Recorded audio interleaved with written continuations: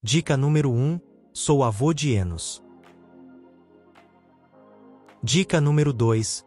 Um de meus filhos se chama Sete. Dica número 3. Eu andava nu, até que passei a sentir vergonha e comecei a me vestir. Dica número 4. Vivi mais de 900 anos. Dica número 5. Minha mulher já conversou com uma serpente. Dica número 6. Comi do fruto proibido. Dica número 7. Vivi muito tempo no Jardim do Éden, até que fui expulso.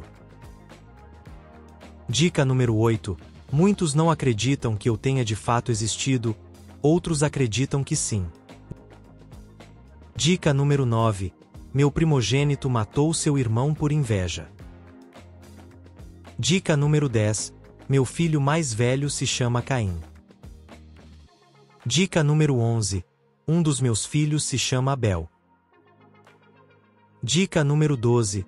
Fui criado a partir do barro. Dica número 13.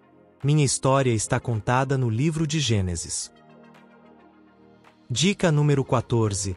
Eu sou ancestral de Noé. Dica número 15. Sou ancestral de toda a humanidade. Dica número 16. Fui a primeira pessoa a habitar a Terra. Dica número 17. Minha mulher, Eva, foi criada a partir da minha costela. Dica número 18. Fui desenhado por Michelangelo no teto da Capela Sistina. Dica número 19. Passei a ter que tirar o meu sustento do suor do meu trabalho por ter pecado contra Deus. Dica número 20. Meu nome começa com a letra A. E aí, acertou? Parabéns para quem palpitou, Adão.